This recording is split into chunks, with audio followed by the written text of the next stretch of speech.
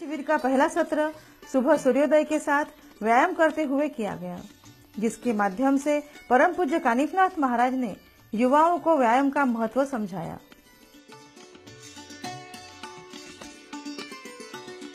इस सत्र के पश्चात दूसरा सत्र युवाओं को मानवीय जीवन के रहस्य तथा इस जीवन की यात्रा इस विषय पर मार्गदर्शन का था, जिसमें परम पूज्य कानिफनाथ महाराज ने मनुष्य की जीवन शैली किस प्रकार आदर्शवत हो यह बहुमूल्य ज्ञान युवाओं को दिया। जास्ती गोष्टींच्या पाठी पळू नका।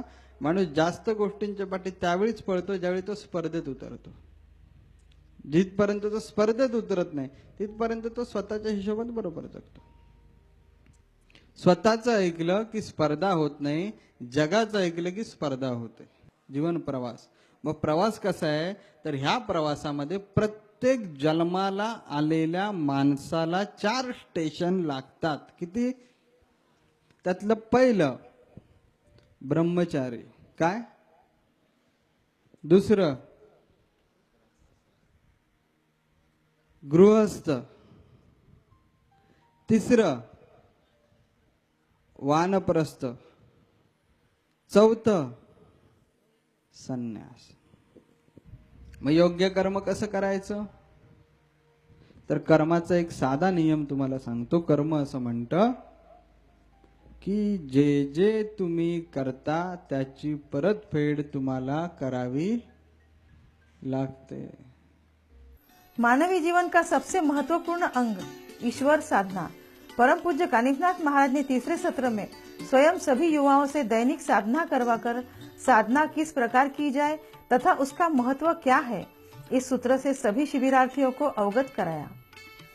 संध्या सत्र में युवाओं के लिए आत्म प्रेरणा कितनी आवश्यक है तथा युवाओं को किस प्रकार उनके सानिध्य में आकर आत्म प्रेरित होना चाहिए, यह संदेश बड़े ही प्रभावशाली ढंग से दिया। दोपहर के सत्र युवा संवाद के सत्र में परम पूज्य कानिफनाथ महाराज ने युवाओं से सीधी बातचीत कर उनके प्रश्नों के उत्तर देकर उनके भीतर की जिज्ञासाओं को शांत किया। परम पूज्य कानिफनाथ महाराज को इन 3 दिनों में विभिन्न रूपों में देखते हुए उन्हें अपनों की भी याद न आई और शायद इसीलिए शिविर समाप्ति के समय यह शिविरार्थी अपने आंसू रोक नहीं पाए। शिविर के इन 3 दिनों में शिविरार्थियों ने अपने आप को एक अद्भुत विश्व में पाया। वैसे अपनी ही दुनिया में जीने वाले युवाओं को इस वक्त शिविर के रूप में एक नया विश्व, एक नया माहौल प्राप्त हुआ। तब सभी युवाओं ने जीवन के एक नए पथ को प्रदर्शित होते हुए पाया।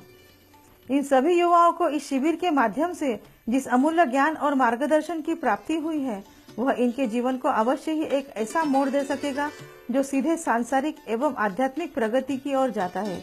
हम सभी सांप्रदायिकों को चाहिए कि वे अपने युवा संतानों को आत्म प्रेरणा शिविर में सम्मिलित होने हेतु अवश्य प्रेरित करें।